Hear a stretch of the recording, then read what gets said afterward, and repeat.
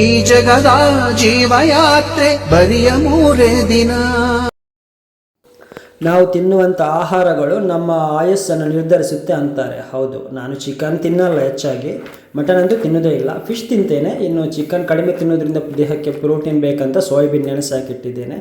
Soybean ಸ್ವಲ್ಪ protein ಕೊಡುತ್ತಲ್ವ ದೇಹಕ್ಕೆ. ಆಮೇಲೆ ಈ ಕಾಳುಗಳನ್ನು ನೀರಲ್ಲಿ ಹಾಕಿಟ್ಟಿದ್ದೆ. ಆಮೇಲೆ ನೀರಿಂದ ತೆಗೆದುಬಿಟ್ಟು ಒಂದು ಬಟ್ಟೆಯಲ್ಲಿ ಸುತ್ತಿಬಿಟ್ಟು ಇಟ್ಟಿದ್ದೆ, ನೀರು ತೆಗೆದುಬಿಟ್ಟು. ಆಮೇಲೆ ಚೆನ್ನಾಗಿ ಮೊಳಕೆ ಬಂದಿತ್ತು. ಒಂದು ದಿವಸ ಅಲ್ವ, ಒಂದು ದಿವಸ ಇಟ್ಟಿದ್ದೆ ಅಷ್ಟೇ, ಮೀಡಿಯಮ್ ಆಗಿ ಮೊಳಕೆ ಬಂದಿತ್ತು.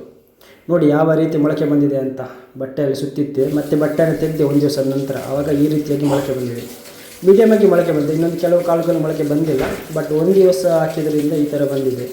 ಸೊ ಇನ್ನೊಂದು ದಿವಸ ಎಕ್ಸ್ಟ್ರಾ ಇರ್ತಿದ್ರೆ ಇನ್ನೂ ಚೆನ್ನಾಗಿ ಬರ್ತಿತ್ತು ಮೊಳಕೆ. ನೋಡಿ, ನೀವು ಕೂಡ ಇದನ್ನು ಯೂಸ್ ಮಾಡಿ, ಈ ಥರ ಮಾಡಿ ಆರೋಗ್ಯವನ್ನು ವೃದ್ಧಿಸಿ.